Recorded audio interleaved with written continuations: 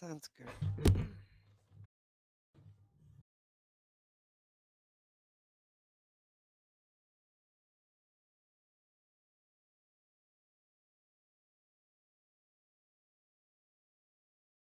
All right, ladies and gentlemen, welcome back to the South Asia Championship League powered by LG UltraGear. This is the semi-final between Deimos Force and Exulansis. It's an amazing game that's going to go on, and we hope this goes to a three-game series. We are now going back into the game. We're waiting for the spectator delay to be finished before we get right in the thick of it. Sia and Pishi, what do you think about this game?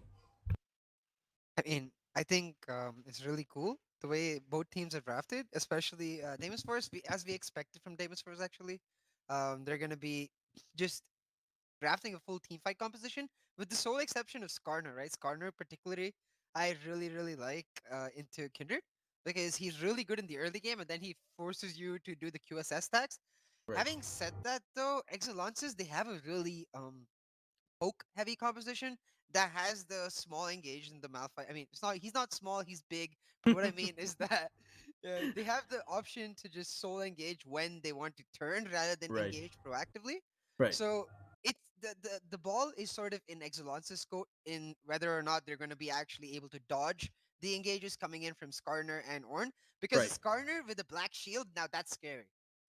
Definitely, when Rusty Panda actually uses that sort of that spell onto Forest, and he's gonna just rush into the thick of it and try to get as many people as he can. Like not as many people as he can. It's just one targeted spell. He's gonna try and like cause as much havoc as he can in the back line and in the front line as well, because Skarner is capable of doing that. But I'm looking at all the magic damage from the side of Exulances. Right, it's not gonna take long before that Black Shield is popped, so it might not be as big of an avenue as we might think it would be, coupled with the fact that Deimos Force does not have like an efficient way to get that Oriana ball into the thick of it, right? They do have a lot of agency in the form of the Morgana, and you have the Ornn as well, who can make those initiates, and Morgana can make that pick, Ornn can make that team fight initiate, but you really don't have someone who can just rush into the thick of it like a Jarvan or a Malphite, right? So how do you think DF should, play around using that?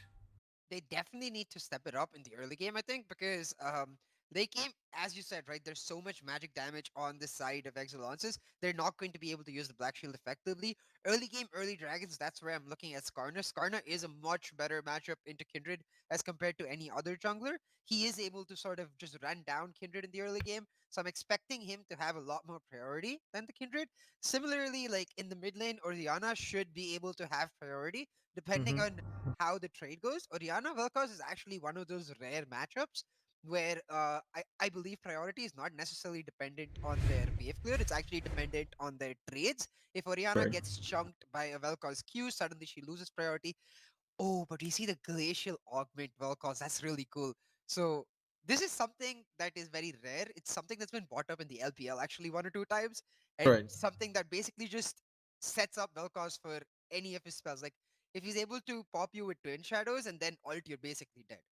Yeah, definitely, and it just removes that sort of dependence that he has on the rest of his kit to land his ultimate, because it's just a really nice confirmed slow, right? And it just makes it so much easier to land your E and your Q and just get those stacks off from his passive and deal that insane burst damage. So I'm seriously really interested to see how Quixus fares on an Aphelios, though, because this is a champion who has been at the center of a lot of focused discussions regarding his overpoweredness, if I should say.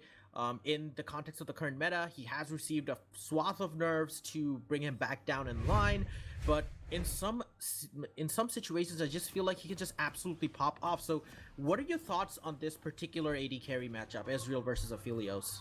So when I first saw the Aphelios, I'm not like as big a fan of the Aphelios as everyone else is. As you said, right? When he first came out, he was the 200 years Aphelios, and then he got nerfed, and then nerfed a couple more times after those nerfs, and now he's just like a mini baby 2-year Aphelios because he doesn't have the Q range. He doesn't have the as much healing as he used to, and he certainly doesn't have the sort of insane Infernum burst. He's Right. more of upgraded MF for me, as in Hmm? he in the sense that he doesn't actually win lane, so he is like worse than MF in that sense. But he is able to just pop off in a team fight if you pilot him properly. Right. So it's going to be up to Crixus to pull it off because it's really difficult because essentially now you're giving a free lane to Holy Gunners. Definitely. Basically, that sort of a combo, Ezreal Lux, has that potential to catch out Aphelios in the early game because he is not, stellar in that particular point of the game. But as the game just goes on, he gets those items, he's going to sort of ramp up.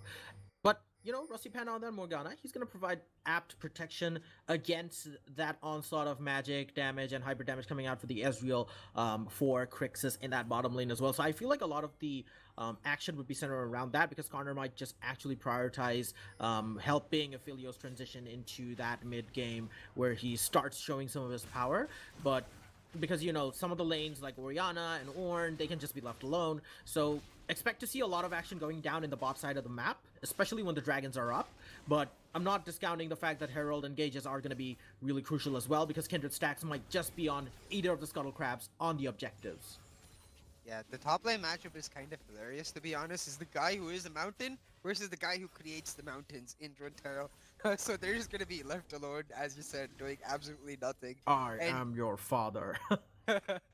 yeah, but yeah, you can see both the top laners, sorry, both the junglers just sort of going for the slow top lane clear. We do have a small pause coming in as And small technical issue, but that I guess that just gives us time to talk about their pathing. Skarner right. going for the full topside clear, red to Krugs as compared to Kindred, who's gonna go for the fast rush, level Mm-hmm. 3 into bot lane, and just Right. like that, it's gonna be Kindred who has the priority. For me, it's gonna be up to the first crap fight. Like, can Exulansis actually get enough priority in their mid and bot lane to help Kindred get her first mark right away? Because that's huge. Like, as a Kindred, if you're getting your first mark that early, then you're just in bliss. Ooh, Rusty Panda landing that binding onto Holy Gunner's Brixus responds with some follow-up damage of his own, but it's not really enough. But meanwhile, in the top lane, tickle fights going down between these two juggernauts right there. And